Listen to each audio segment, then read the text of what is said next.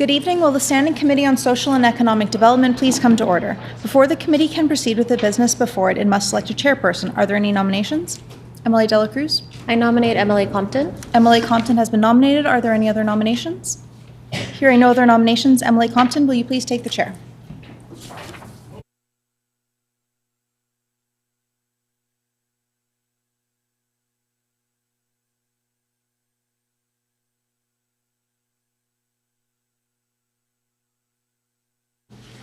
Our next item of business is the election of a vice chairperson.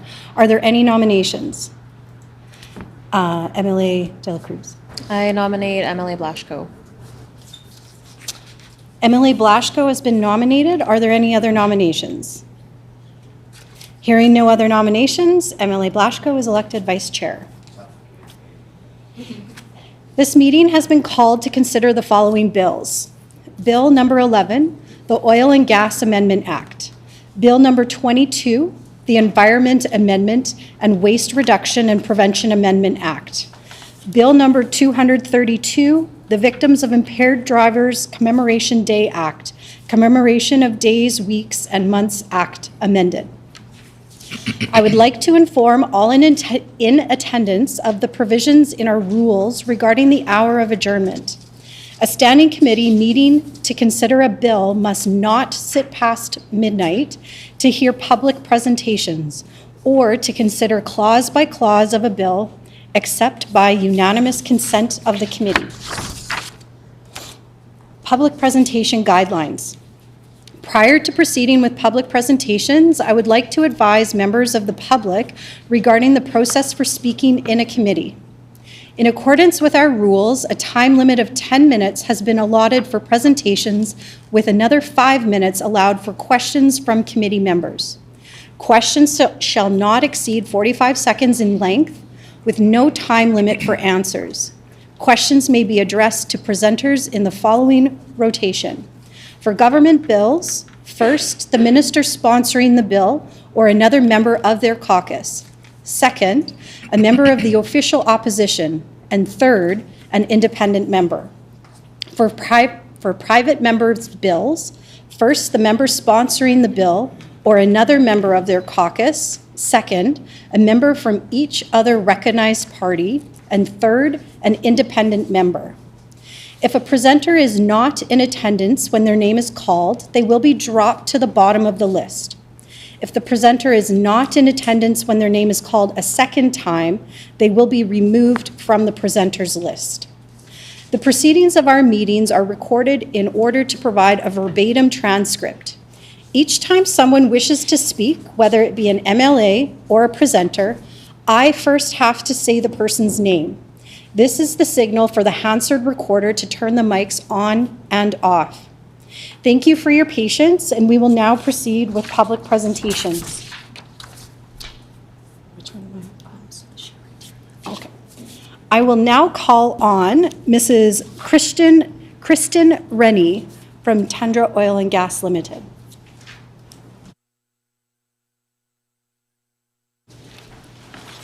And please proceed with your presentation.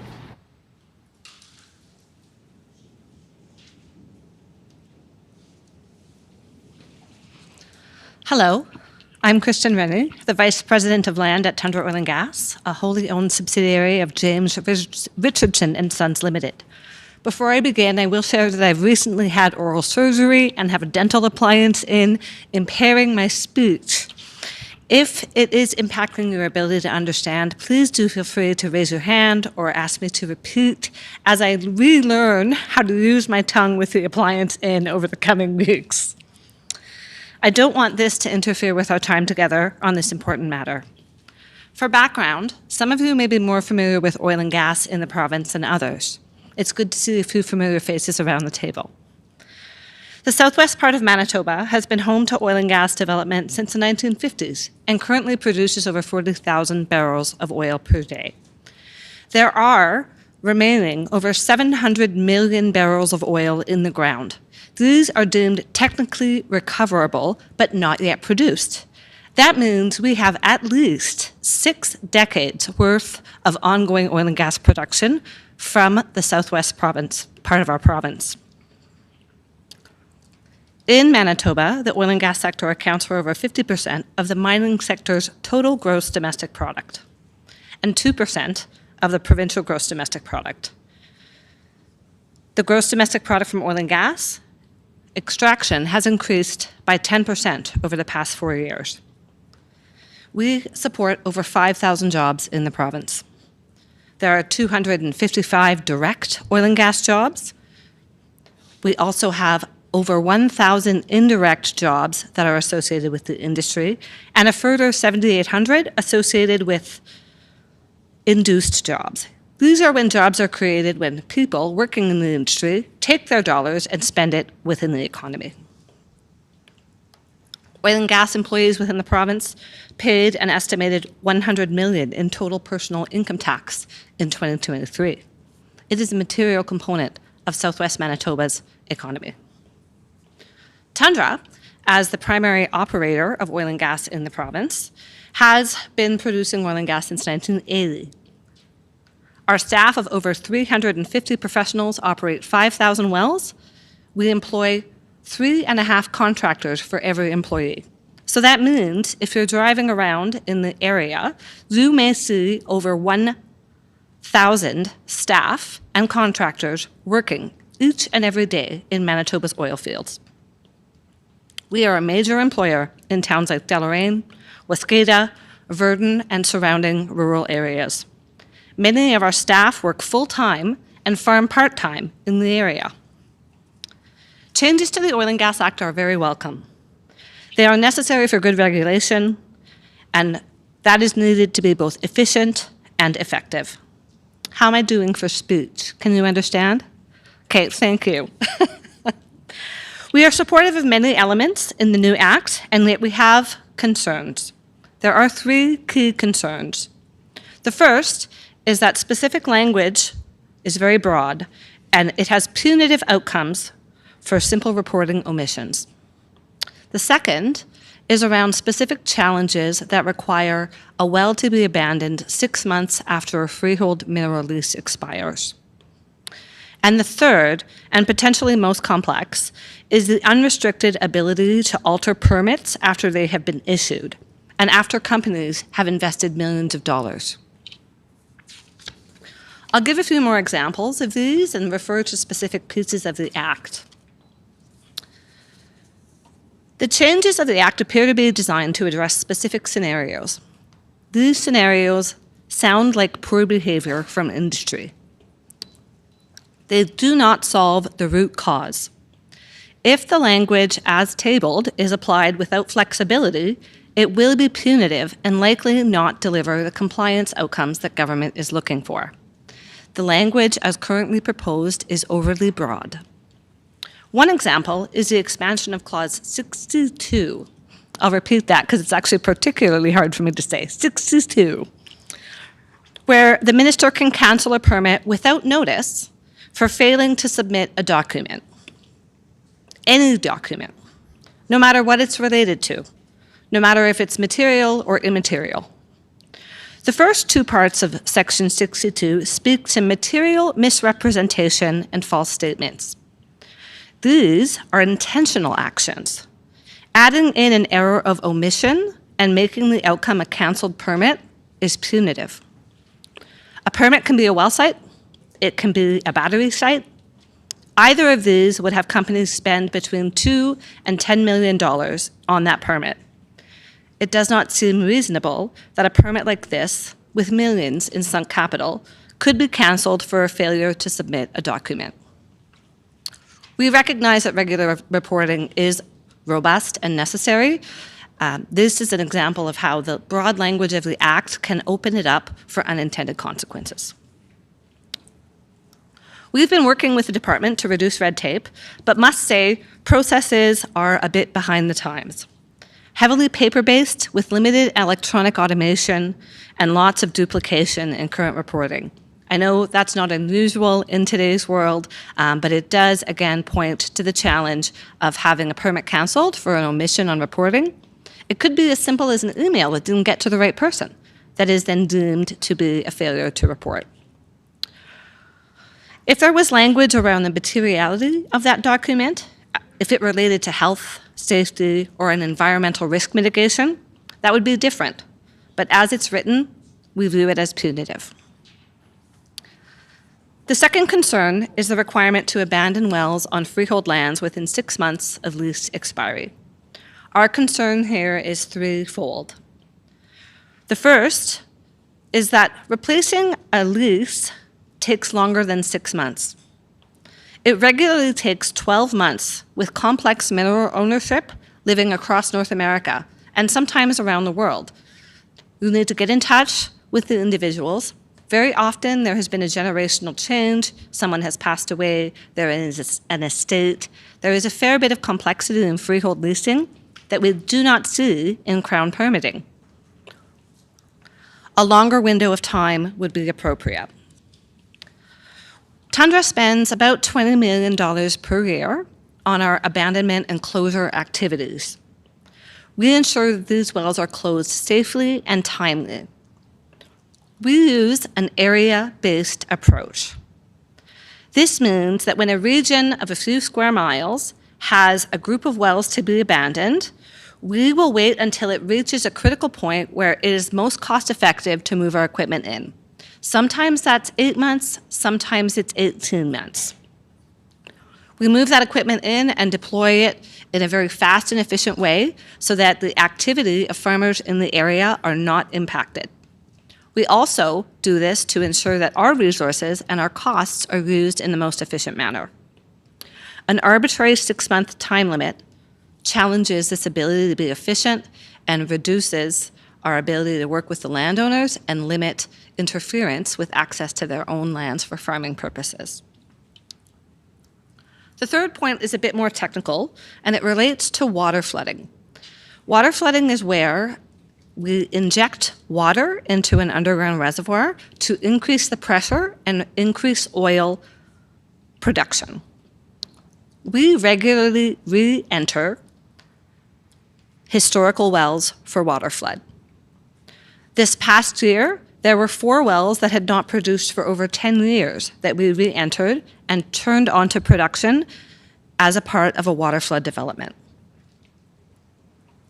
This is an important part of oil production in our province, as water flooding represents 50% of today's oil produced. Abandoning wells within 6 months reduces the chance that they will be used in future water flood work. It impacts operational efficiency, and it requires a new surface lease footprint for us to drill a replacement well sometime down the road.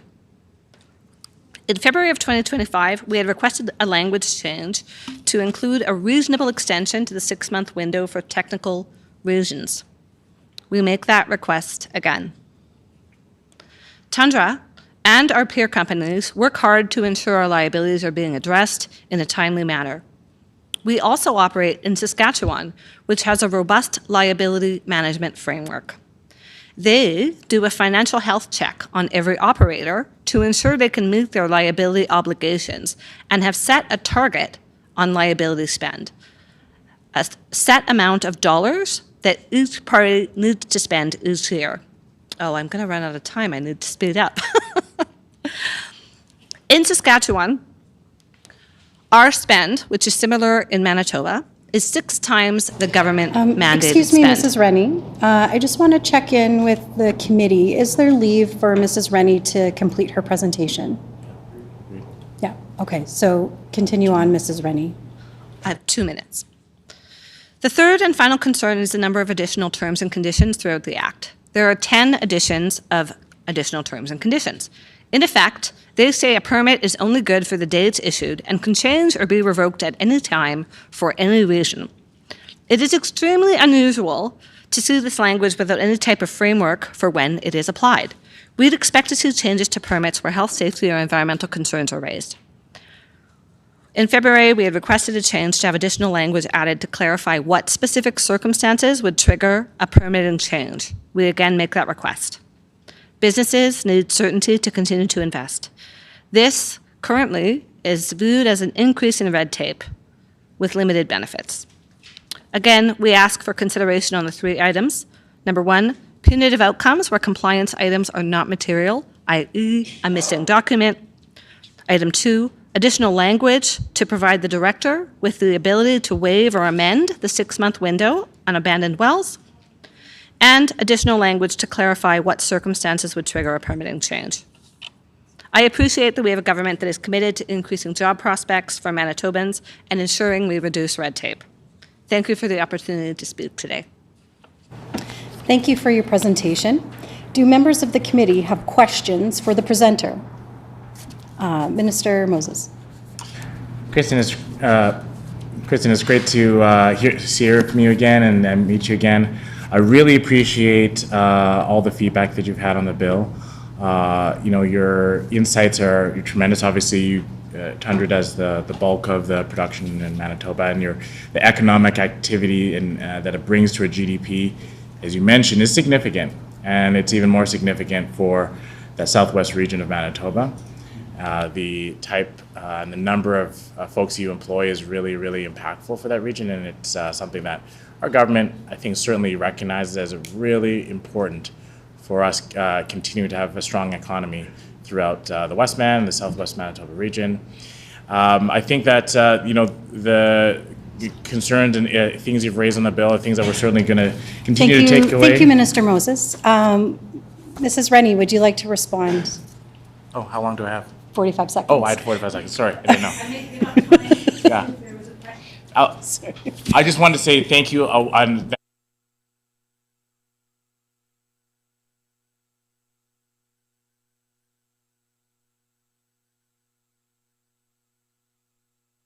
So just to clarify, 45 seconds for the question asker. Thank you.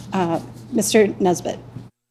Thank you, Mrs. Rennie, for your presentation tonight, and I want to thank Tundra for their investment in Manitoba.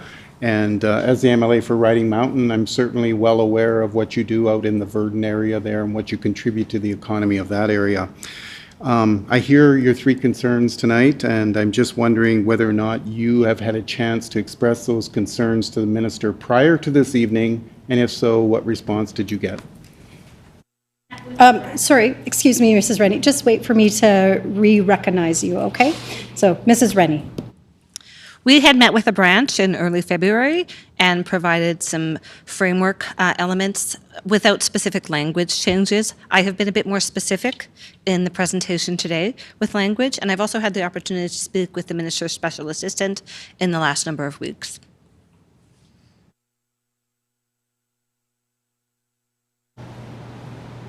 Any further questions? No? Okay.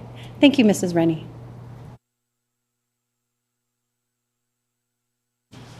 I will now call on Mr. David McGuinness, who will be presenting to us from Zoom. And so, Mr. McGuinness, please proceed with your presentation.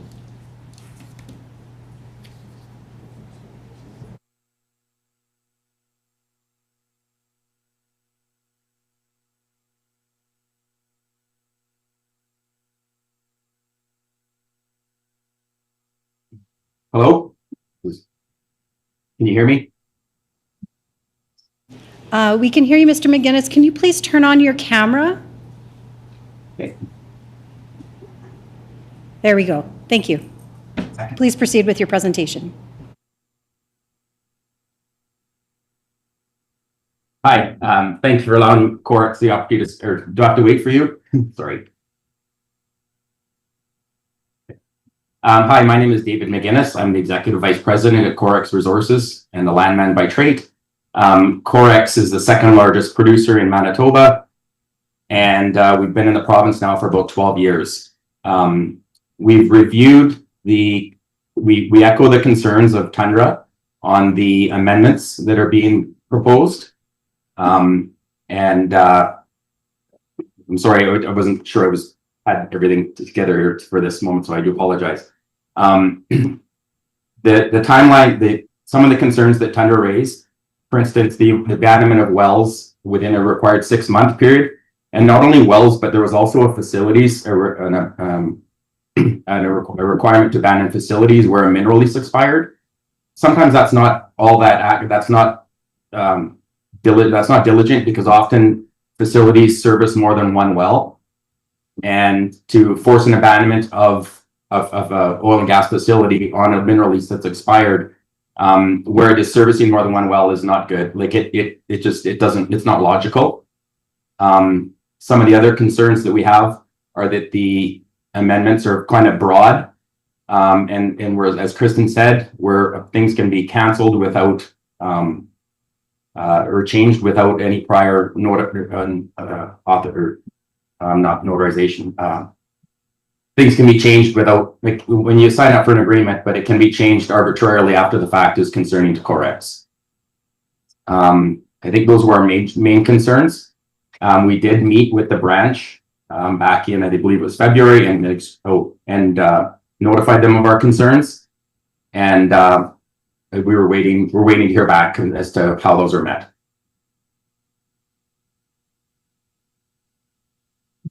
And that's all I had. Thank you for your presentation. Do members of the committee have any questions for the presenter?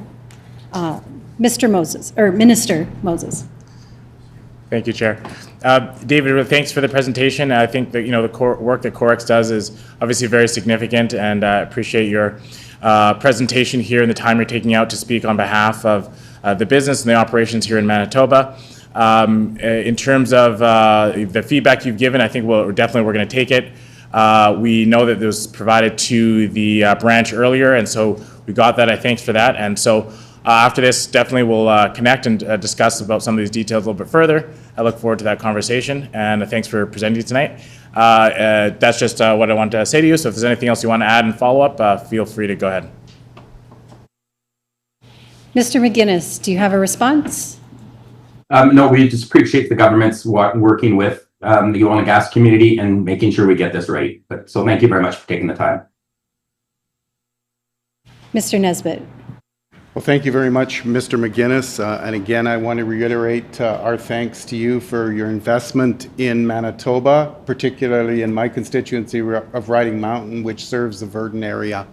We note your concerns tonight that were the same as Tundra had, and we also note that the minister has promised to take a look at this again prior to third reading. Thanks again. Would you like to respond, Mr. McGuinness? No, I just want to say thanks again to everybody.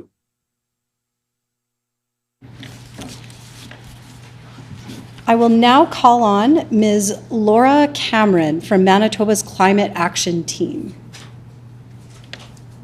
Is she online?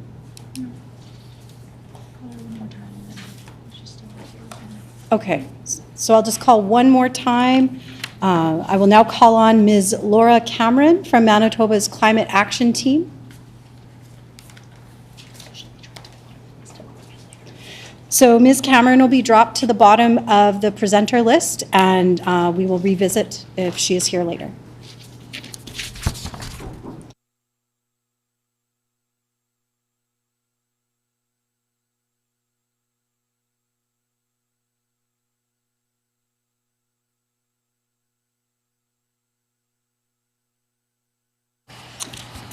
I will now call on David Grant, private citizen. Oh, from Bill 22.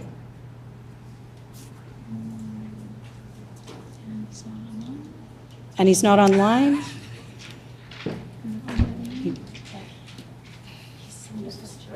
Should we? Well, we've called him once, we'll drop to the bottom. Okay. So we will drop Mr. Grant to the bottom of the list, and we will re-invite him again. Okay, so we're going to move to bill number 232. I will now call on Ms. Karen Reimer, private citizen. So Ms. Reimer, please proceed with your presentation. Thank you. Dear committee members, my name is Karen Reimer, and I am pleased to be here as a member of the public to voice my support for Bill 232, the Victims of Impaired Drivers Commemoration Day Act. This important act has been brought forward by Mr. Wayne Balkin, MLA for Brandon West, and Justice Critic. I was very encouraged to see the unity in all parties for this important Bill 232 during the second reading on May 8th.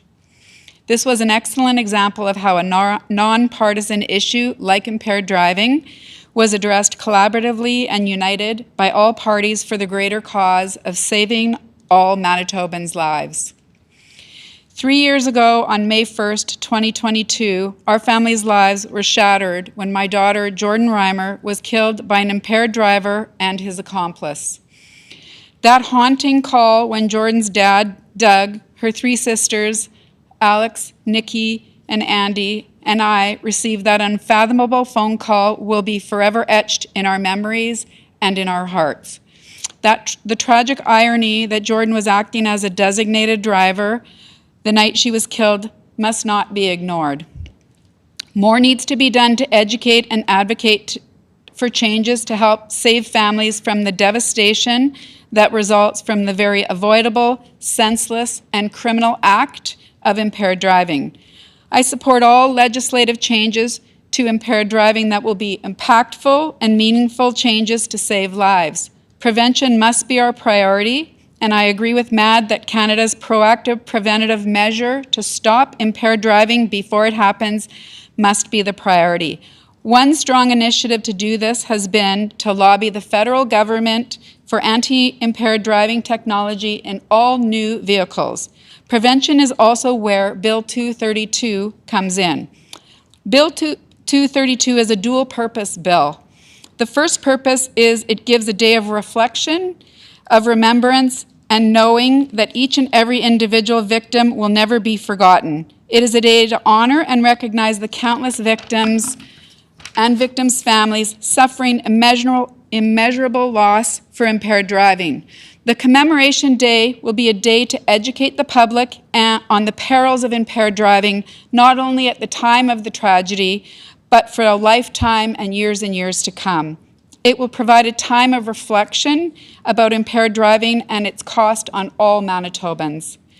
The second purpose of the bill will be to offer a means to help prevent tragedies through education and advocacy to the public at large.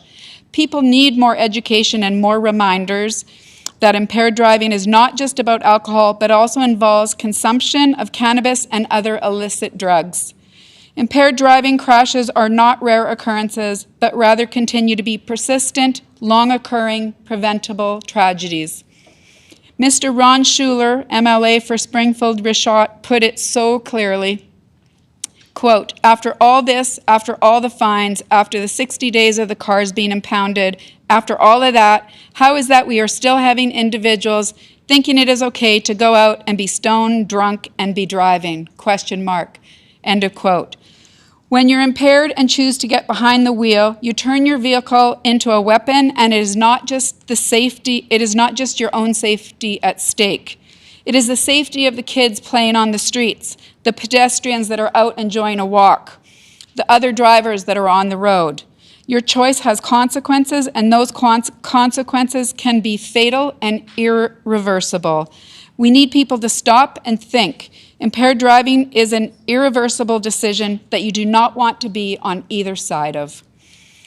Honourable Glenn Simard, Minister of Municipal of Northern Relations, spoke on May 8th about the significant impact of impaired driving on victims when he said, quote, "This is a heartbreak that echoes for a lifetime."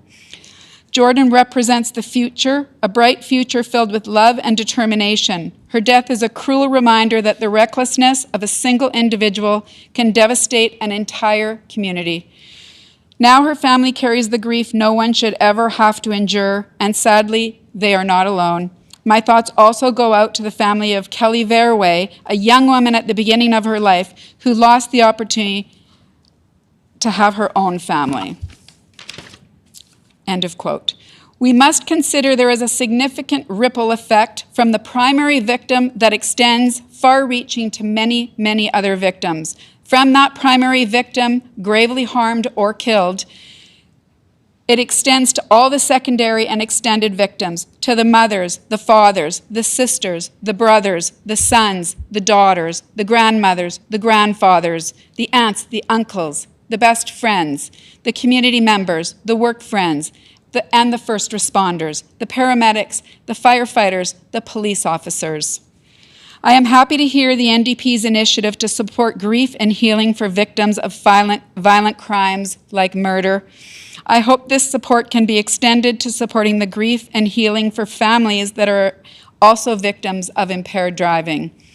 On May 8, 2025, during the second reading of Bill 232, Mr. Balkin eloquently captured the impact to victims when he said, quote, This bill was brought forward to ensure that victims of impaired driving were recognized for what they go through, what the families go through, what the communities go through, and collectively what all of society goes through based on a completely preventable act. It extends to families, friends, communities, and all Manitobans. Anybody who uses our roads and anybody who enters Manitoba and expects safe roadways and the ability to operate to those roadways without harm, end of quote. The selection of May 1st as the day of recognition for the act is significant. It is the day that Jordan was killed. Jordan represents the girl next door and could have been anybody's loved one. Jordan represents all victims of impaired driving. May 1st precedes the winter-long anticipated May-long weekend when many people look forward to the outdoors and plan many celebrations. May 1st precedes high school graduations and is an annual opportunity before these happy celebrations for educators and parents to remind our young drivers about the dangers of impaired driving. During the discussion period for the bill reading on Bill 232 on May 8th, several MLAs and ministers referenced the government's tough measures to combat impaired driving.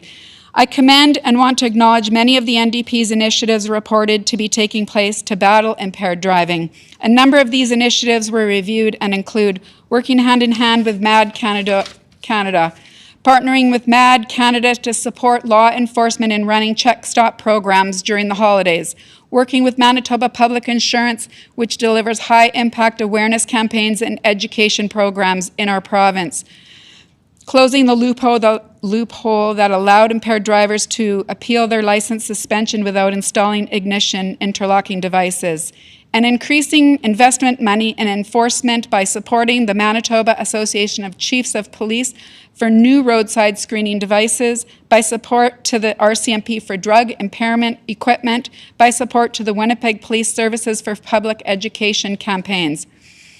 Bill 5, the Highway Traffic Act impaired driving measure, was also reviewed on May 8th as an initiative.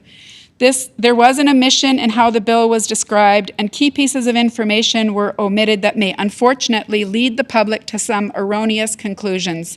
For clarification, the presented information stated that the legislation includes new lifetime license suspensions for individuals convicted of 2 impaired driving offenses within 10 years.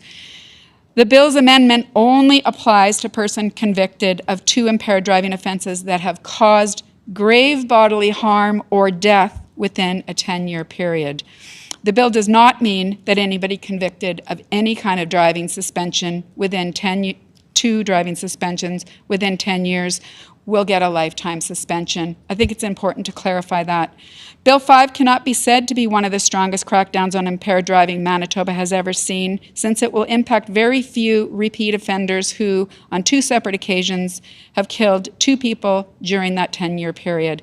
It is important that people understand the limitations of Bill 5 as it was originally presented, and hopefully the NDP is open to some of the amendments that have been proposed to strengthen it. Thank you for the opportunity to contribute to the discussion on impaired driving. It is important to develop and implement strong, impactful changes to impaired driving legislation. It is encouraging to see the unity of all the parties for this important Bill 232. This example of nonpartisan partnering on a united front to save Manitobans is very inspirational. I will close with a quote I use many times by Martin Luther King Jr. Our lives, quote, "Our lives begin to end the day we become silent about the things that matter," end of quote. Jordan's life mattered. All lives matter. Sincerely, Karen Reimer, Jordan's mom. Thank you for your presentation. Do members of the committee have questions for the presenter? Mr. Balkin. Well, thank you, Honorable Chair. Karen, thank you very much for being here again tonight. I know you have been a relentless advocate for change and for needed change within the legislation framework, but also the understanding of the perils of impaired driving. I can't think of anybody who could speak to it more eloquently than yourself. So my question is, with May 1st being the date that has been designated for this bill, what sort of education would you like to see come forward for the public? Oh, just a moment, Ms. Reimer. Ms. Reimer. Sorry, did that last time too. I think it's really important that we look broadly at education, but we are always, it's frustrating because it's not like we're not trying to educate. The police are constantly in the media trying to educate. MPI is constantly trying to educate. I think it's time to educate in different ways. Doing things like this bill where we are going to recognize victims, talk about victims, support victims in different ways, and look at how we really can hammer home with the, I think, the young people who we now know, with the legalization of cannabis, for instance, there's a lot more people out there that are maybe not as aware that it's as impactfully bad as being impaired by alcohol. So I think there's a lot of work ahead for everybody. Minister Wiebe. Karen, thank you so much. Thank you to your friends and family, the whole community that has really stepped up to be advocates. The strength you have is phenomenal. That you're able and willing to do this is just so inspiring. We are committed to continuing on this path together, and so I look forward to more opportunities. This bill, this date, gives us that focal point, gives us this chance to recommit ourselves each year, and I just wanted to let you know that we're on this journey with you together to make our roads safer and stop this impaired driving.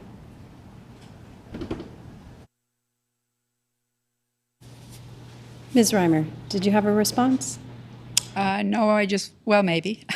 I guess I would just like to say that thank you to everybody. I really do feel that for this particular bill, it really is nonpartisan, and I really do feel that everybody is united, and I think that's what we need. And I also appreciate that it is that we're bringing it back to the forefront of people's minds, and we're talking about it, even though we have to talk about it over and over and over again.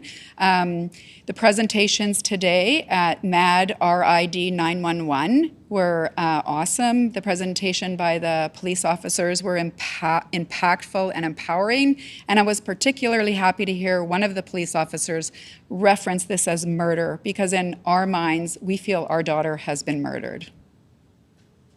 Mr. Schuler.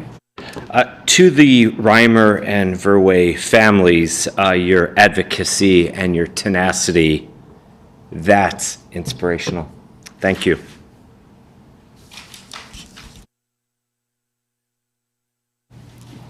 Did you want to respond, Ms. Reimer?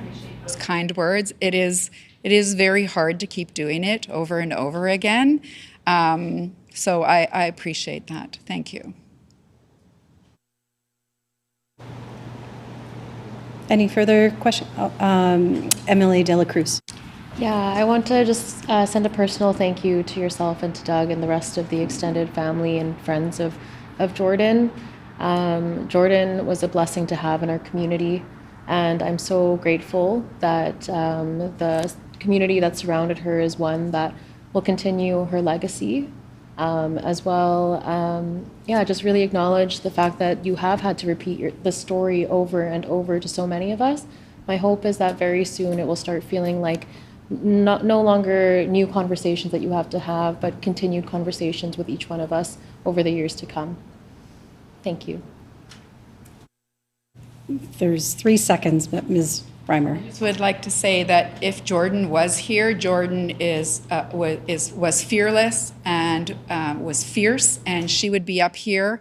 Her motto was always, let's start a riot, let's get stuff done. She led her university hockey team onto the ice. She revved them up, she got them worked up, and that's what she said, let's start a riot. And she would have gone hard after getting justice for everyone. Thank you. The time for questions is over. Okay. I will now call on David Grant, private citizen. So he's not online. So he will now go to the bottom of the list, and we will check in with repeating folks. So we'll go back to bill number 11. I will now call on Ms. Laura Cameron. And she's not online? Okay. So she will now be dropped from the list. Bill number 22, I will call on David Grant, private citizen. And he's still not online. So David Grant will be crossed off the list. And going back to bill number 232, I will now call on David Grant, private citizen. And he is not online and not in the room. So he will be crossed off the list. So this concludes the list of presenters that I have before me. In what order does the committee wish to proceed with the clause-by-clause consideration of these bills?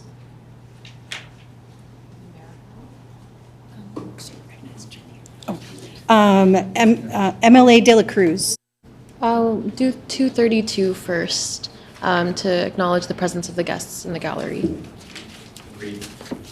So 232 first and then numerical? Okay.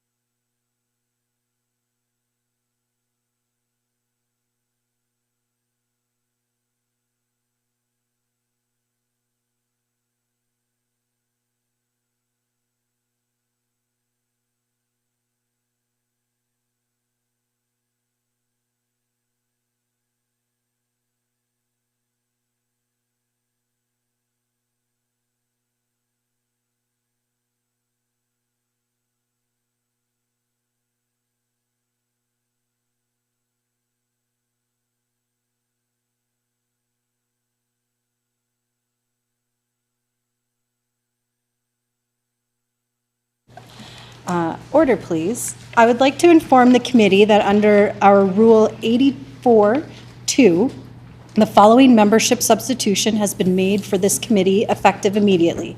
Honorable Mr. Weeb for Honorable Mr. Moyes. Or Moses, because technically it was Moses. Okay. Thank you.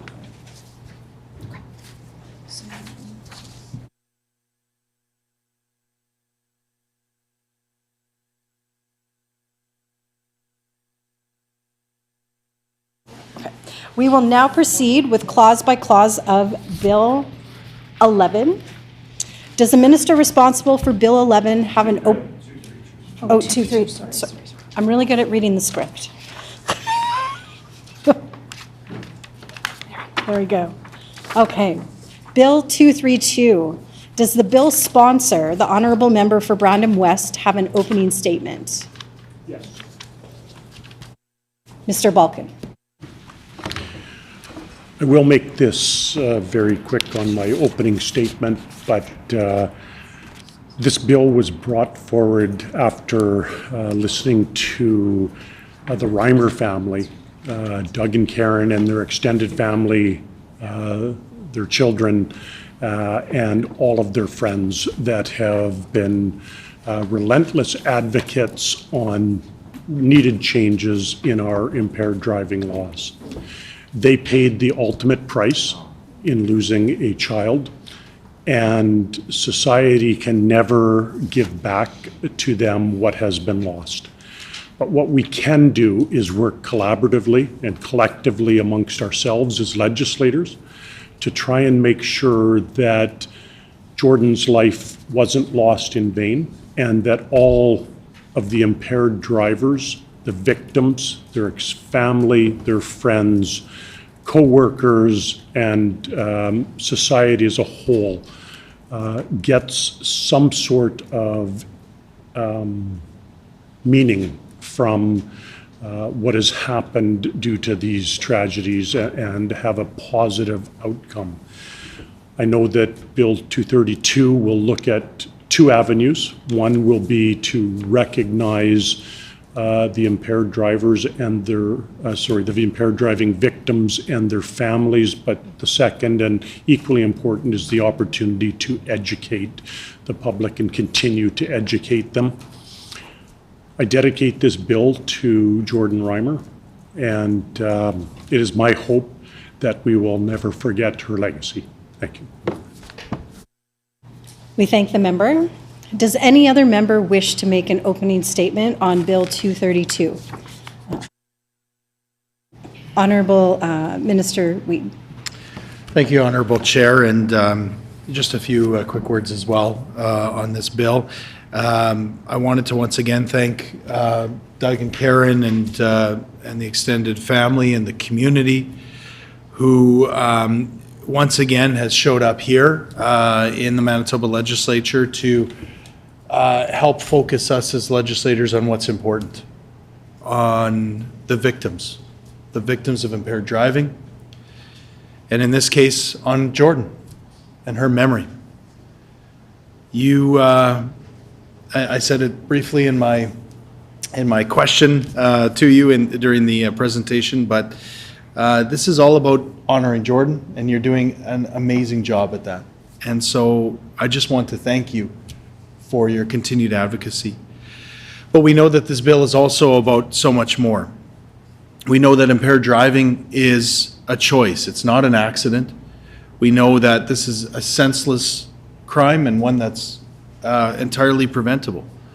And so as Jordan's family has begun to educate the public, work with law enforcement, talking about preventative work that we can all do collectively, we start to see a path forward. We start to see an opportunity. And this bill, as the member said, is really about not only honoring the victims and their families, but giving us that opportunity every single year to recommit ourselves to making change with regards to impaired driving legislation.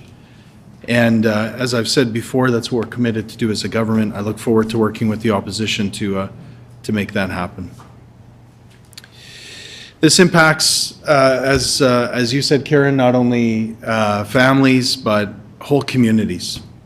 And it affects every Manitoban. I heard some really impactful stories even from just members of our own caucus and other members in the legislature, and it shows how widespread this issue is. Jordan's life mattered, and this bill will give us an opportunity to honor her and give us an opportunity to recommit ourselves each and every year. We're fully in support of this. We look forward to working with the family as we continue to strengthen impaired driving legislation in this province. And we look forward to working with them as a partner when we lobby the federal government as well. So I appreciate those comments as well. With that, let's get this bill passed. Thank you, Honorable Chair. We thank the member. Does any other member wish to make an opening statement for Bill 232? No. During the consideration of a bill, the enacting clause and the title are postponed until all other clauses have been considered in their proper order. Shall Clause 1 pass? Clause 1 is accordingly passed. Shall Clause 2 pass? Clause 2 is accordingly passed. Shall Clause 3 pass? Clause 3 is accordingly passed.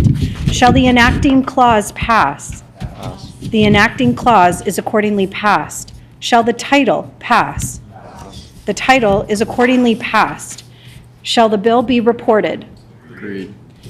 Agreed, the bill shall be reported.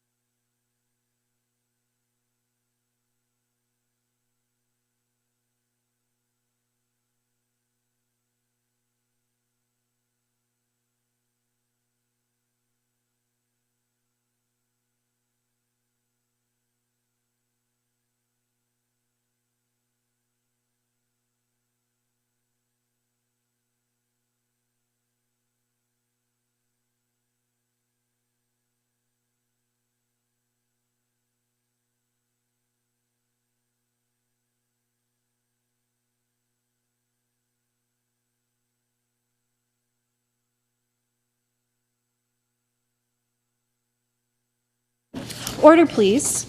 I would like to inform the committee that under Rule 84-2, the following membership substitution has been made for this committee effective immediately. The Honorable Mr. Moses for the Honorable Mr. Reed. All right. Bill 11. Does the minister responsible for Bill 11 have an opening statement? Yes. Honorable Mr. Moses. Thank you, Chair. So I'm pleased to be giving a few opening comments around Bill 11, Oil and Gas Amendment Act. The main purpose of this bill is actually to address and to make sure that we have a secure and stable and safe supply of fuel through our Manitoba's pipelines.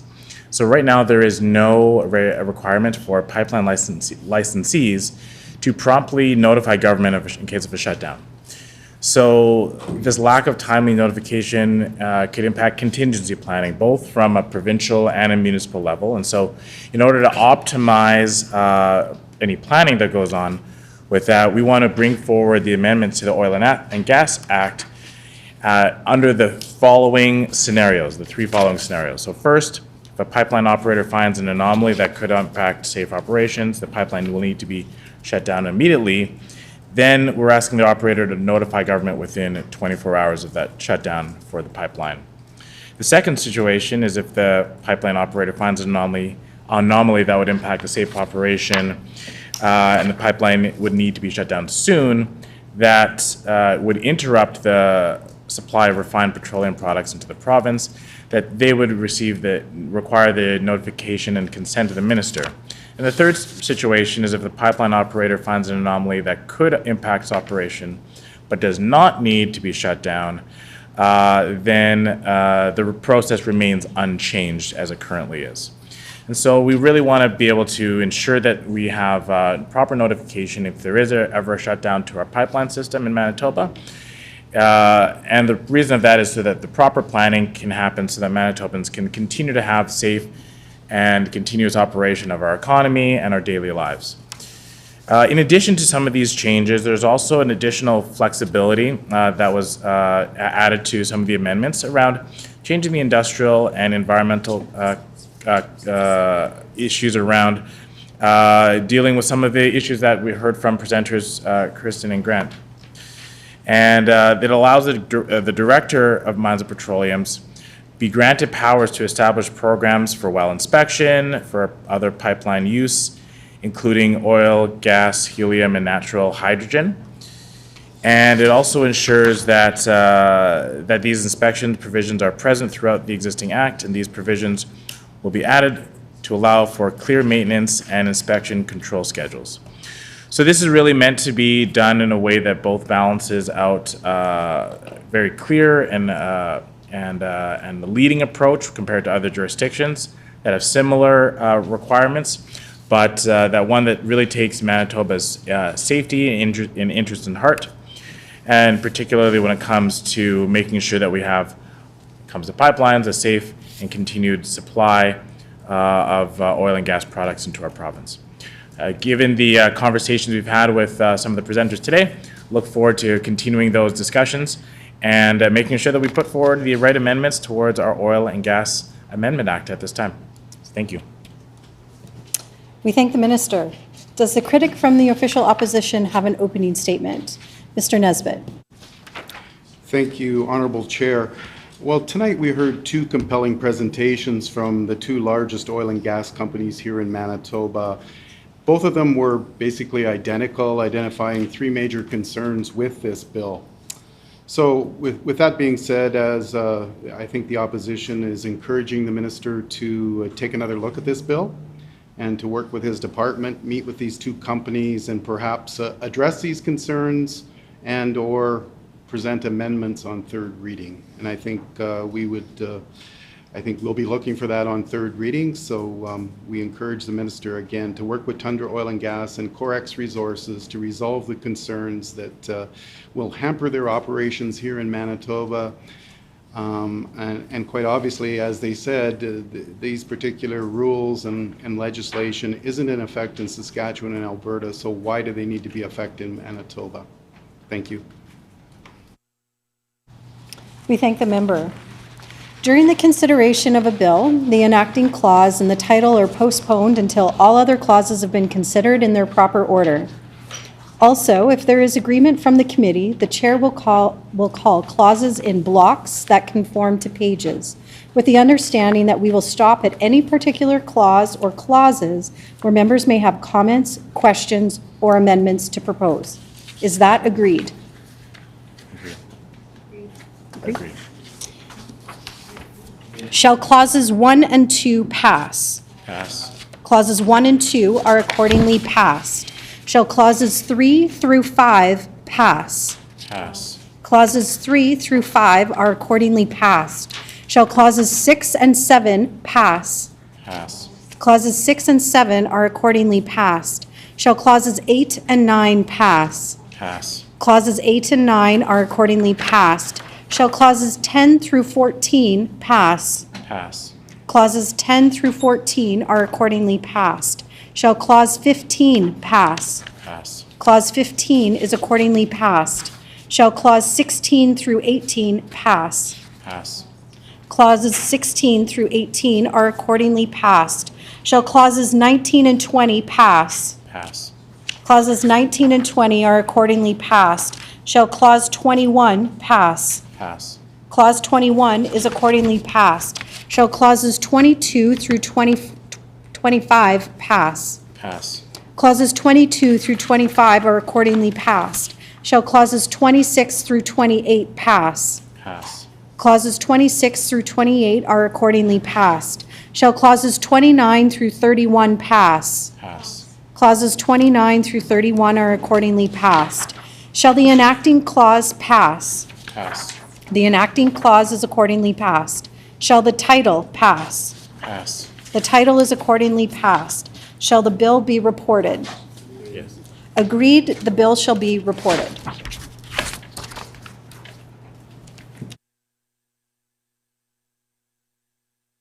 So order, please. I would like to inform the committee that under Rule 84-2, the following membership substitution has been made for this committee effective immediately. Honorable Minister Moyes for Honorable Minister Moses. Thank you.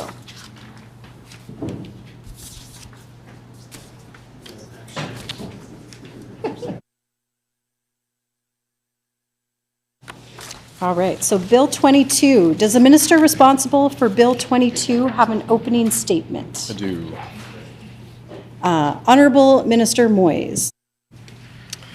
Honorable Chair and members of the committee, I'm pleased to present for your consideration Bill 22, the Environment Amendment and Waste Reduction and Prevention Amendment Act.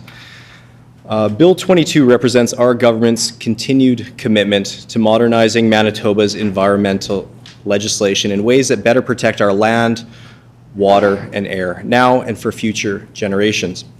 Last year, our government worked hard to pass legislation that introduced administrative monetary penalties to the Environment Act, a step in the right direction to ensure that we have a modern-day enforcement framework to hold polluters accountable. However, we continue to hear from First Nations, Indigenous communities, municipalities, and the public that more can be done to evolve our environmental legislation in ways that address today's challenges more effectively. Honorable Chair, our government is a listening government, and I am pleased to be here today to continue our good work on modernizing our environmental legislation in Manitoba.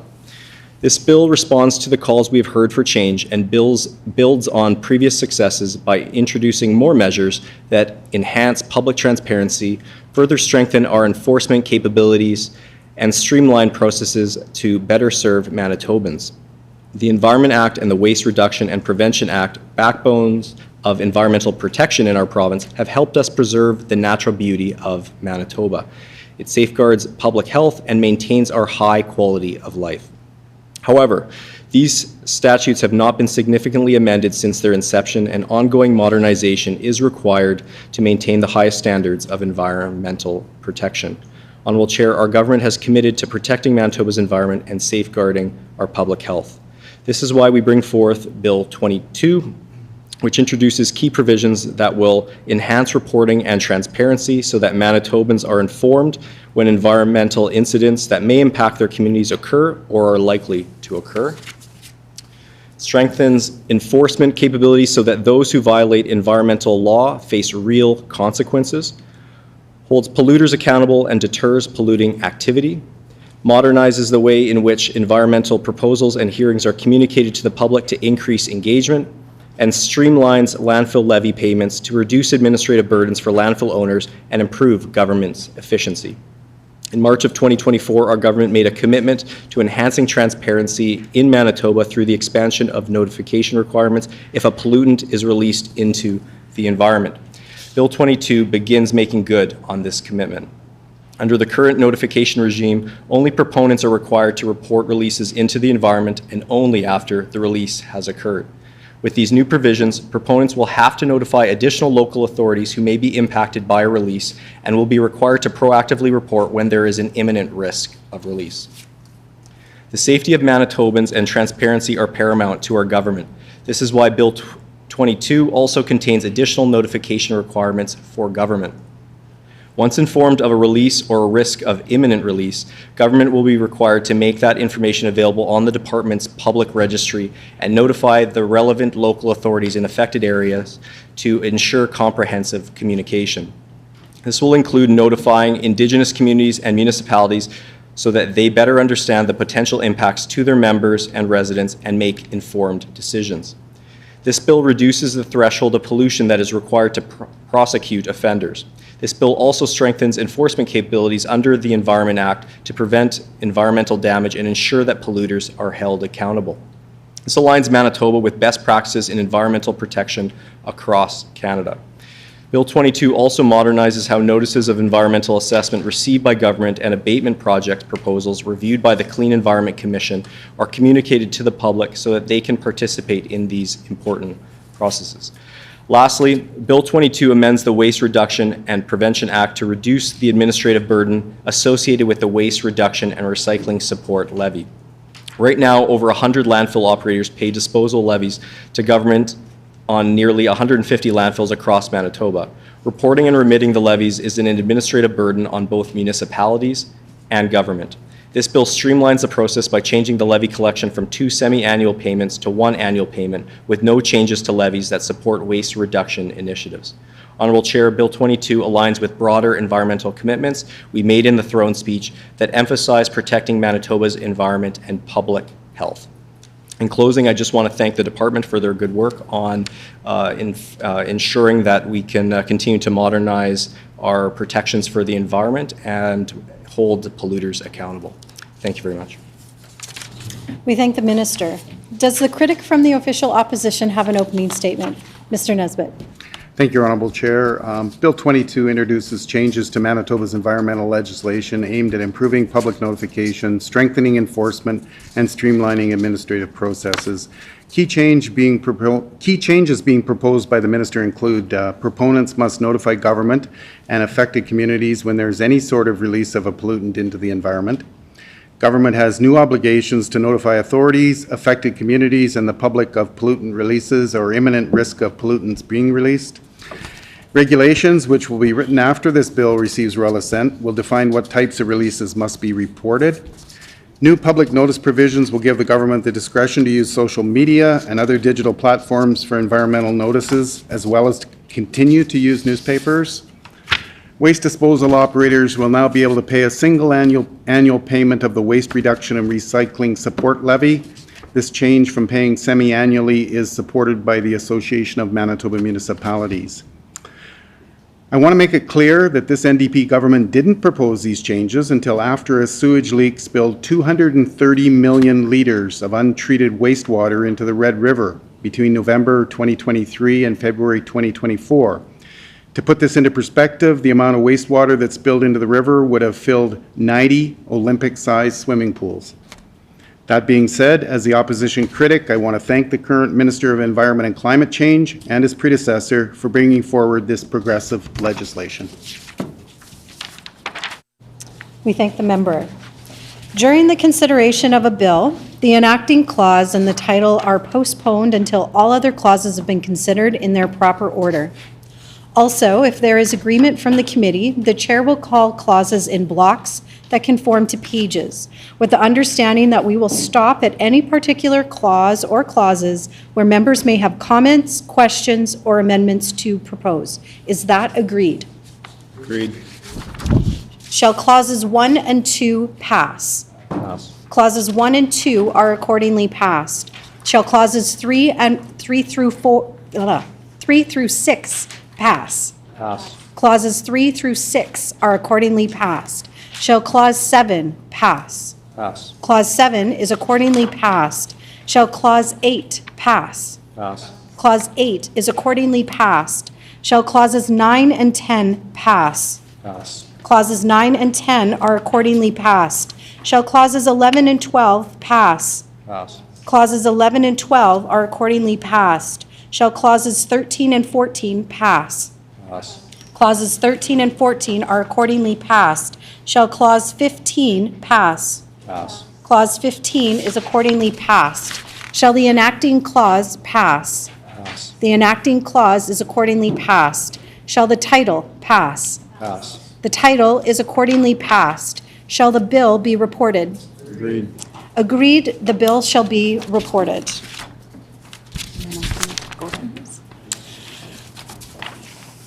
The hour being 7:08, what is the will of the committee? Committee rise.